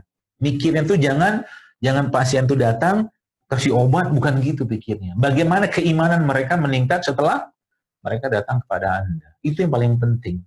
Nasihatkan mereka untuk tahajud. Ya kalau nasihatkan orang untuk tahajud, untuk puasa, yang ngomong itu pun juga harus ngerjakan. Baru ada ruhnya. Makanya saya berpesan pada Anda semua ya, mari kita tingkatkan amal ibadat, takwa kita pada Allah. Gitu kan. Jangan cuma jadi yang hafal anatomi, hafal sobota, hafal gayung, segala macam. Tapi ya cara sholat jenazah aja nggak paham, nauzubillah min dzalik. Nggak ada gunanya. Semua ilmu itu, kalau ada hal-hal yang berhubungan dengan kita nggak paham, ya itu nggak ada nilainya di mata Allah. Karena tidak ditanya itu. Ya. Jangan khawatir. Nah, terus bagaimana langkahnya? Ya teman-teman sekalian, langkah paling utamanya, berdoalah, mintalah pada Allah, ya Allah jadikan ilmu yang kudapatkan di kedokteran ini, jadi ilmu yang bermanfaat. Karena Islam itu, kalau bicara tentang ilmu, fungsi dan manfaat. Itu aja, fungsi dan manfaat. Jadikan ilmu ini ilmu yang bermanfaat untuk orang lain. Jadikan ilmu ini ilmu yang bisa menyehatkan orang lain. Jadikan ilmu ini, ya Allah, ilmu yang mampu mengangkat kesehatan, kesejahteraan orang lain. Gitu kan. Jadi bukan bicara kita. Bahkan Kazuo Murakami mengatakan gen itu bisa di-switch, kata dia, dengan cara orang itu berpikir tentang orang lain. Jadi kalau Anda bertanya sekarang, bagaimana karir, bagaimana apa, pertanyaan ini pun, kalau boleh saya katakan, sudah keliru. Bagaimana ilmu Anda bermanfaat? Bagaimana katakanlah ilmu anatomi, kita bicara fotosintesis saja, kayak zaman sekarang lagi pandemi, semua orang disuruh berjemur segala macam. Apa manfaat berjemur itu? Ternyata itu manfaatnya dari matahari yang Allah ciptakan tadi, meningkatkan diversitas dari dari mikrobiom yang ada pada perut kita. Itu kan fungsi matahari begitu, jadi meningkatkan imunitas seperti itu fungsinya. Itu ilmu fotosintesis, ilmu matahari coba, belum kita manfaatkan. Ya. Seperti itu mas sekalian. Jadi berdoa, minta pada Allah. Yang kedua apa? Ya kalau Anda belum ketemu, jadi kalau ditanya apakah ada sekolahnya, belum ada sekolahnya. Tapi kami lagi mencoba merangkai lah. Ya, saya juga lagi rencana ke depan nanti membuat daurah. Jadi dokter itu, kalau boleh saya katakan, kerja Anda itu bukan hanya di klinik, bukan hanya di rumah sakit, tapi kerja Anda atau profesi Anda itu ada juga di masjid perannya atau kewajibannya. Dakwahkanlah. Karena kalau ada gelar dokter kan ngomong di masjid kan gampang. Ajak umat hidup saya. Bukan cuma sekedar menyampaikan tentang obat-obatan, bukan. Ya, saya pernah sampaikan bahwa orang kena kolesterol, orang kena penyakit-penyakit kronik, kita kan coba pakai pola 8 plus 3 plus B. Apa itu 8? 8 itu Senin Kamis, puasa Senin Kamis. B itu apa? 3-nya apa? Puasa ayam ulbi. B-nya apa? Berbekam. Subhanallah. Ya, banyak manfaatnya. Jadi orang dekat dengan sunnah, dan juga orang dapat manfaat kesehatannya ya. Subhanallah. Itu bisa dipelajari ya. Teman-teman buka aja. Jadi coba ada beberapa jenis buku ya. Jadi kalau salah satu buku rujukan yang paling standar yang kita pakai itu buku Tibbun Nabawi karangan Ibnu Qayyim Al-Jauziyah, yang buku ini diambil dari buku karangan beliau juga namanya Zadul Ma'ad edisi yang keempat. Jadi teman-teman bisa baca pelan-pelan. Dan minta pada Allah, ya Allah dekatkan aku dengan ilmu kesehatan yang membuat orang dekat kepadamu, membuat orang dekat kepada sunnah baginda Nabi SAW. Itu minta pada Allah seperti itu. Ya. Jadi kalau kita sudah seperti itu tuh, nanti Allah dekatkan pelan-pelan. Allah akan, jadi hikmah itu kan Allah beri, lihat tanah, lihat apa, diberi hikmah terus sama Allah. Itu yang canggih nanti. Lihat jantung, ya. Ketika membahas jantung itu bergerak bukan karena saraf otonom, wallahi, karena Allah yang berkehendak dia berdetak, itu loh. Bahasa akidahnya dipakai. Ya, kalau kita kan pakai simpatik, boleh, nggak masalah. Cuman ingat, ada kuasa yang lebih tinggi dari itu semua. Ya. Hal-hal seperti itu yang sampaikan kepada umat, kepada masyarakat. Ya. Dan dengan Anda punya kapasitas dan ilmu sebagai dokter, pakai. Ya, apakah dunia barat itu ilmu nggak bisa dipakai semua? Ada yang bisa kita pakai. Ada, tenang aja. Tapi tidak semua tuh kita harus ngikutin mereka. Karena kan rujukan kita, sanad keilmuan kita kan ujung-ujungnya ke barat semua. Nggak ada yang ke Islam. Nggak ada yang ke Islam. Ya. Maka saya pernah bilang kepada salah satu, saya pernah ke masjid, waktu lagi sholat di situ, tiba-tiba disamperin sama, dia kenal saya gitu kan, kepala perawat OK-nya. Minta, dok, bagaimana saran dokter saya gini-gini selamanya? Berdakwahlah, saya bilang, berdakwahlah. Saya katakan, karena itu profesi yang paling baik, saya katakan. Bukan dokter, bukan apapun, tapi dakwah itu atau pendakwah itulah profesi yang paling baik. Maksudnya mendekatkan orang kepada Allah dan sunnah-sunnah bagi Nabi SAW. Saya katakan pada dia, coba antum sampaikan, apa peluang dakwah yang antum bisa sampaikan kepada pasien-pasien atau keluarga pasien yang sedang mau dioperasi. Sampaikan pada mereka, ketika lagi operasi, samperin mereka, Bu, Pak, ini lagi dioperasi, kita nggak tahu hasilnya kayak apa, semua kita serahkan pada Allah, tapi Anda bisa berikhtiar. Coba Bapak Ibu sholat hajat, saya katakan, sama perawat tadi, sholat hajat, atau mungkin keluarga sedekah, minta kelancaran kepada Allah untuk operasi tadi. Begitu dakwahnya. Sehingga orang akhirnya kenal sholat hajat, kenal sholat sunnah. Karena Nabi kalau ada masalah, yang Nabi kerjakan apa? Sholat sunnah. Berdoa pada Allah. Seperti itu ya. Ya mudah-mudahan nanti saya rencana ada mau bikin daurah ya. Nanti mungkin kalau teman-teman mau, karena tidak tahu usia saya kan, entah panjang ataupun pendek ya. Kalau nanti usia saya tidak lama lagi, ya mudah-mudahan bisa diteruskan oleh teman-teman ya untuk menyampaikan pesan-pesan dakwah Allah dan Nabi SAW ini dalam bentuk kesehatan. Karena kita butuh itu teman sekalian. Ya, kita butuh karena umat ini sudah, boleh saya katakan udah jenuh, capek ya. Sudah capek banget ya. Berapa banyak orang yang sudah capek minum obat, capek ini, capek berobat ke rumah sakit ya. Ketemu dokter malah ketakutan. Mau dikasih obat lagi kan? Kasihan mereka. Ya mari kita kembalikan itu semua kepada Islam dan sunnah-sunnah baginda Nabi SAW. Tunggu aja, doakan saja. Ya semoga proyek besar akhirat ini segera saya bisa rampungkan dengan teman-teman di lingkungan saya. Nanti saya akan mungkin coba ya komunikasi, karena bukan kebetulan qadarullah kan sama alumni Undip nih jarang-jarang saya biasanya live seperti ini, karena saya pikir ini Anda bisa menjadi penerus dakwahnya dari ke depan, karena umat ini butuh, teman-teman sekalian, sangat butuh peran-peran dokter untuk mendakwahkan mereka. Wallahu a'lam bishawab. Baik dokter, kita melanjut ke pertanyaan selanjutnya. Bagaimana sikap kita sebagai seorang dokter dan juga seorang muslim dalam menghadapi dan mengobati pasien yang dikatakan menderita ataupun terkena sihir, dokter? Sihir, baik. Banyak ya, subhanallah. Kalau memang jelas itu adalah sihir, maka obatnya adalah ruqyah.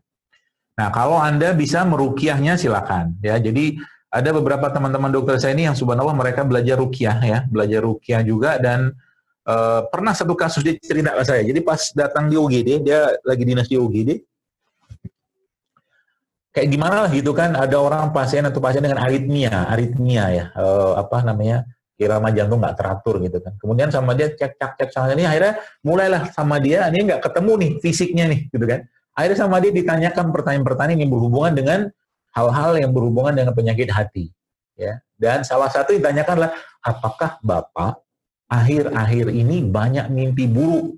Nah, gitu. Jawaban dia, ini salah. Ada indikator yang sangat kuat, ini kemungkinan gangguan jin ya, sihir seperti itu. Akhirnya diruqyah sama dia dan subhanallah aritmianya normal kembali.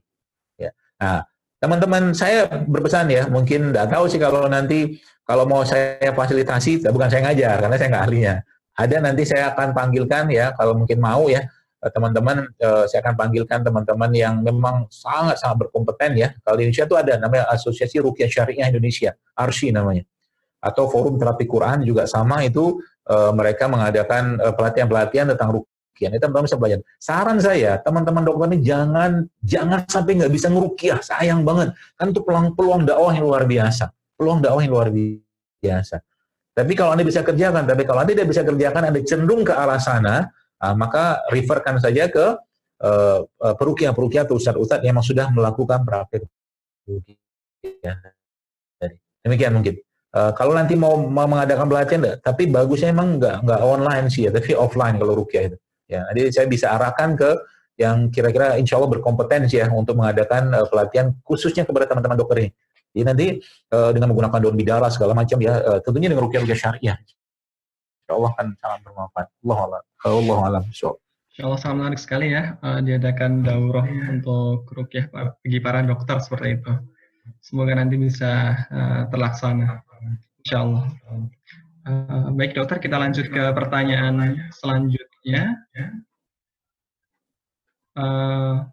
Bagaimana jika kita mengganti pengobatan rutin yang sudah kita lakukan untuk diabetes yang sudah bertahun-tahun dengan pengobatan Islami?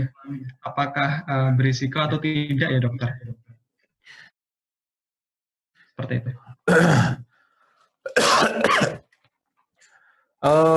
Harus tahu ilmunya dulu ya, saran saya sih ya. Mungkin kalau teman-teman atau mungkin ada pasien-pasien yang sudah rutin mengkonsumsi obat-obatan penurun gula ya, atau anti hiperglikemik itu ya, saran saya mungkin pelajari dulu ilmunya.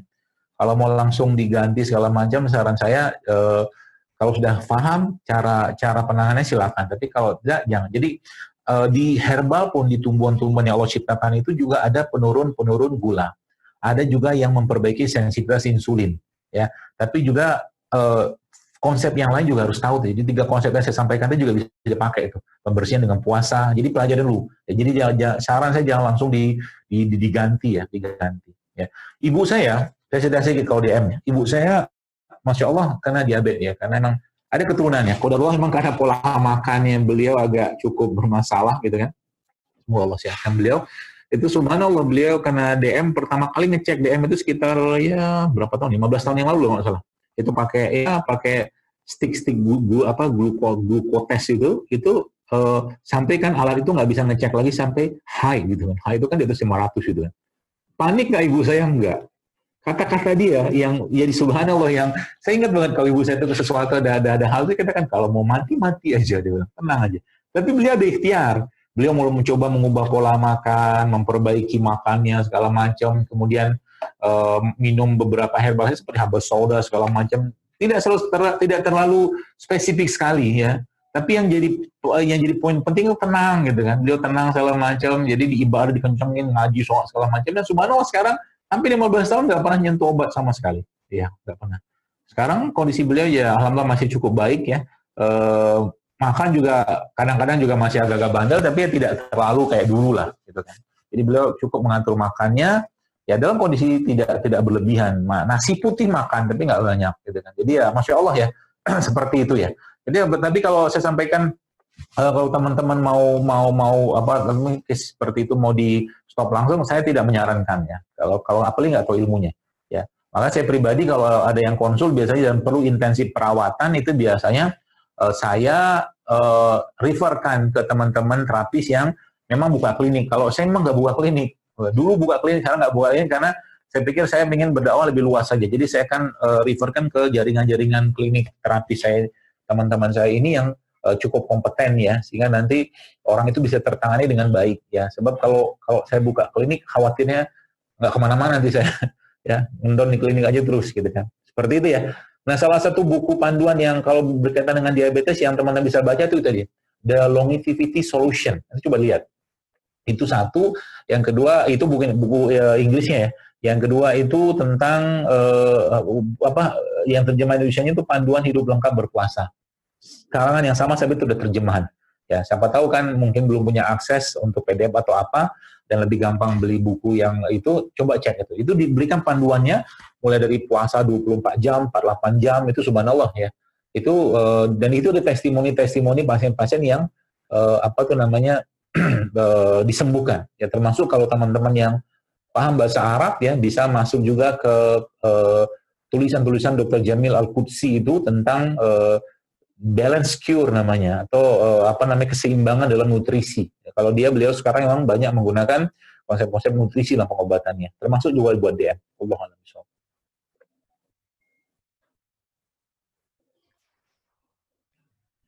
pada intinya tetap dikomunikasikan dan dicari ilmunya terlebih dahulu jadi dokter itu.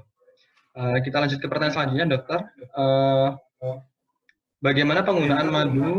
Apakah baik dikonsumsi harian ataupun untuk kepentingan medis tertentu? Dan bagaimana penggunaan madu pada anak usia kurang dari 1 tahun, dokter?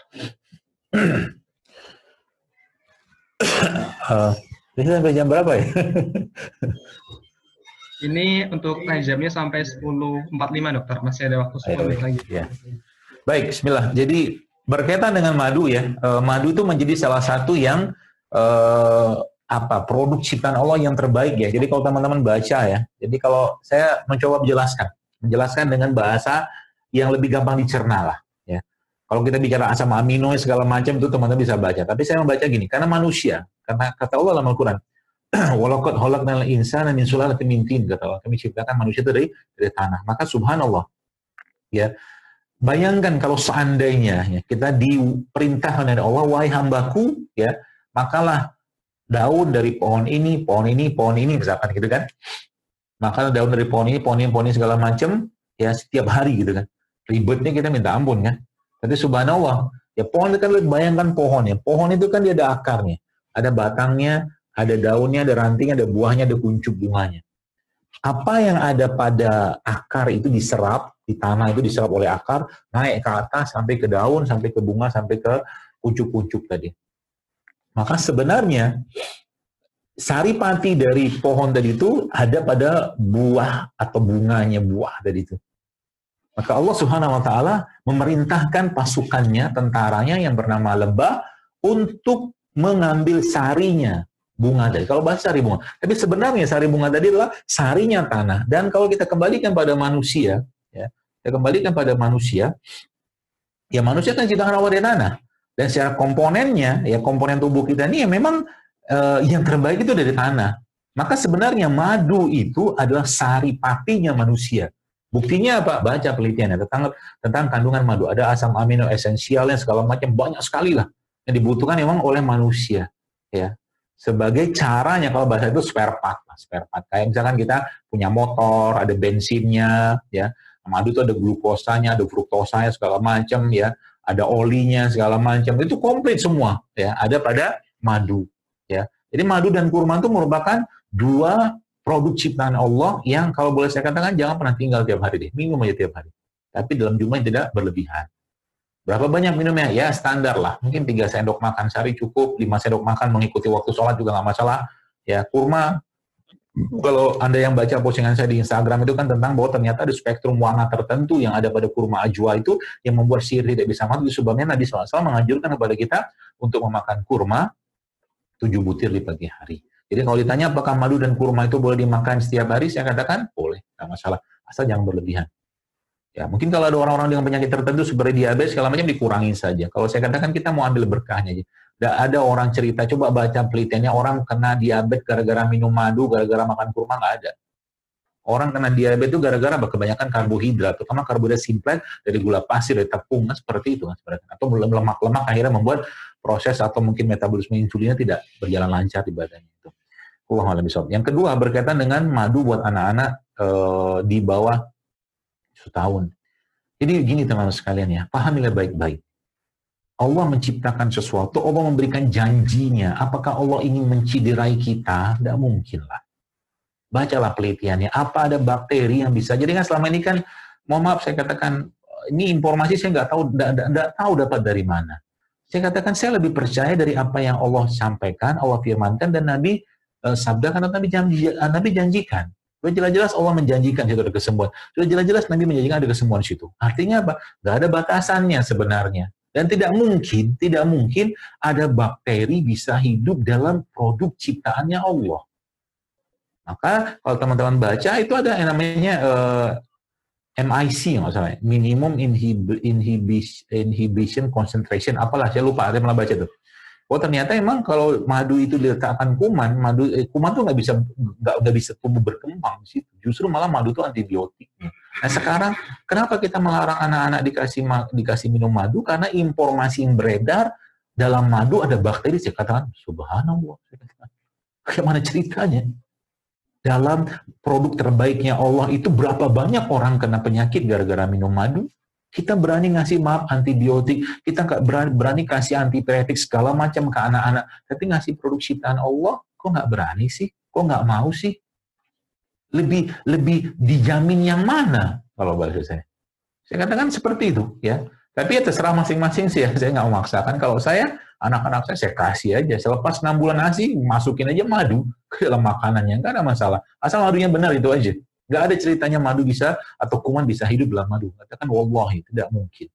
Ya, sama juga dengan orang, adalah teman dokter pernah tanya ke saya gitu kan. Saya katakan, dia tanya, bagaimana dengan dosis kunyit segala macam. Saya katakan, kita orang Indonesia itu minum kunyit ya paling sejempol, sejari, 2 jari, gitu-gitu doang lah. Nggak berlebihan, nggak juga kita sehari itu minum kunyit setengah seperempat kilo, nggak ada. Ya, secukupnya saja lah, nggak berlebihan. Dan dosis itu, dosis terapinya, dosis letal, dosis apa itu kan sangat-sangat jauh ya. Kalau misalnya kita bicara paracetamol lah ya, dosis paracetamol kan seingat saya sih, mungkin teman-teman buka lagi lah. Seingat saya itu kan dosis maksimum kan 5.000 mg sehari. Ya, 5.000 mg. 5.000 mg itu kan kalau di herbal ya, di tumbuhan-tumbuhan yang Allah ciptakan itu ya masih sangat sedikit, masih aman. Nggak masalah gitu kan. Jadi insya Allah mana aja kalau saya sih ya. Tapi kalau tergantung, jadi kan namanya juga berpendapat sesuai dengan pemahaman ya. Kalau ada yang mengatakan tidak boleh, silakan saja. Saya tidak mau berdebat. Tapi kalau saya lebih percaya pada Allah dan Rasulullah SAW. Allah.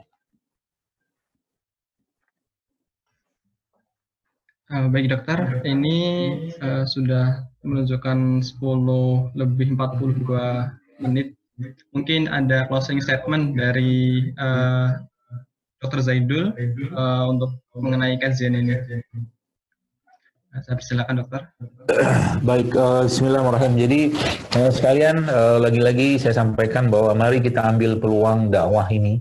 Mari kita ambil peluang pahala yang besar dari Allah ini dengan profesi kita untuk mendakwahkan umat kembali kepada konsep-konsep kesehatan yang ada pada Islam, pada Al-Quran dan Sunnah baginda Nabi alaihissalam. Dan konsep itulah konsep yang paling baik yang kita bisa kerjakan. Namun Islam tidak menolak, tidak menafikan juga perkembangan-perkembangan yang berhubungan dengan keilmuan atau teknologi. Apa-apa yang bagus untuk kita terapkan, untuk kita aplikasikan, pakai saja. Ya, nggak usah kita tolak itu. Ya. Tapi ingat batasannya lah, apakah hal-hal seperti itu sesuai dengan syariat Islam. Ya. Kalau tidak sesuai, jangan ambil peluang-peluang itu. Ya. Atau misalkan kita bicara obat-obatan, meskipun menyembuhkan, ya, tapi kalau seandainya obat itu haram, maka jangan ambil obat itu. Ya, bertakwalah kepada Allah dan tawakallah pada Allah agar Allah memberikan jalan yang lain untuk kesembuhan di luar kesembuhan yang tidak mungkin dia berikan kepada kita atas sesuatu yang diharamkan atasnya. Begitu janji Nabi SAW. Dan tadi saya katakan, konsep-konsep pengobatan Islami sudah dijelaskan oleh para ulama-ulama, teman sekalian, dan mari kita gali kembali khazanah-khazanah Islam itu, ya. Kalau ada grup-grup yang bisa diajak diskusi. Tapi kalau tidak, ambil ilmu itu sendiri. Sekarang akses ilmu kan sangat banyak.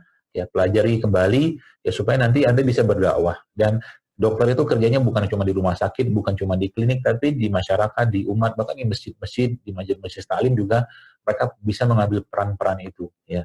Maka ambil peran ini ya untuk mengembalikan umat ini pada akhirnya nanti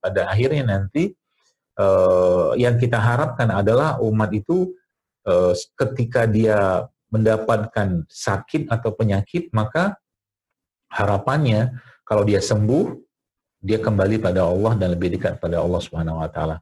Tapi kalau dia tidak sembuh, artinya kalau ajalnya tiba dengan penyakitnya tadi, maka kita mengantarkan dia dalam husnul khotimah. Ya, maka jadilah orang yang mengambil peluang ini, wa man ahsanu qawlan mimman da'a ila Allah. Dan siapakah lebih baik pada orang daripada orang-orang yang menyeru kepada jalan Allah Subhanahu wa taala. Ambil peluang itu ya, dan jadilah pendakwah dalam bidang kesehatan.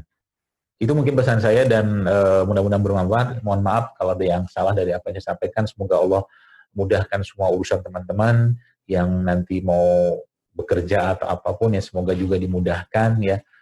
Yang mau mengambil peran dakwah ya juga silakan ya. Masih banyak slot-slot buat umat ini menanti ya, untuk kita berkiprah dalamnya dengan ilmu yang berkah dan bermanfaat. Semoga Allah berjadikan ilmu yang kita dapatkan ini menjadi ilmu yang penuh kebaikan dan penuh keberkahan serta penuh manfaat untuk orang lain. Wallahu a'lam bishawab. Subhanakallahumma bihamdik asyhadu an la ilaha illa anta astaghfiruka wa atubu ilaik. Assalamualaikum warahmatullahi wabarakatuh.